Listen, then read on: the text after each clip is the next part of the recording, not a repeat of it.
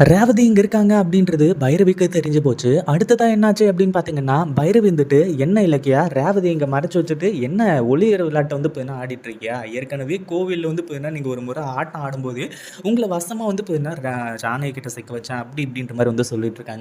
அதே மாதிரி இங்க பேசிட்டு இருக்க நம்ம இலக்கியாவுக்கு சரியான கோவம் வர ஆரம்பிச்சிடுது.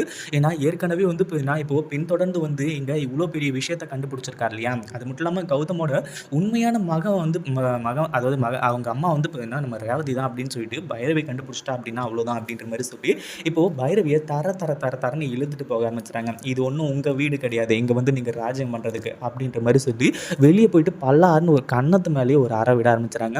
எப்ப பார்த்தாலும் வந்து பார்த்தீங்கன்னா, பின்னாடியே சுத்திக்கிட்டு, நான் எங்க போறேன்? என்ன பண்றேன்? ஏது பண்றேன்? அப்படின்றது எல்லாத்தையுமே வாட்ச் பண்ணிட்டு இருக்கீங்களே! உங்களுக்கெல்லாம் வெட்கமா, அசிங்கம், அவமானம் இது எதுவுமே வந்து பார்த்தீங்கன்னா கிடையாதா? அப்படின்னு சொல்லிட்டு கன்னத்து மேலயே பலார்ன்னு அறைய ஆரம்பிச்சுறாங்க. நீங்க போயிட்டு அத்தைக்கிட்ட இது எல்லாத்தையுமே சொல்லுங்க. ஆனா அதுக்கப்புறம் வந்து பார்த்தீங்கன்னா, உங்களுக்கு அத விட மிகப்பெரிய ஒரு ஆப் நான் வச்சிருக்கேன். ரேவதிய தான் பார்க்க வந்தோம் அப்படின்ற மாரி வந்து பார்த்தீங்கன்னா, நீங்க அங்க போய் சொல்லி மட்டும் பாருங்க. அதுக்கப்புறம் என்ன நடக்குதுன்னு உங்களுக்கே தெரியும் அப்படின்ற மாரி சொல்லி, இந்த பைரவிய அடிச்சு வந்து பார்த்தீங்கன்னா விரட்டி விடுறாங்க. இந்த வீடியோ புடிச்சிருந்தா லைக் பண்ணி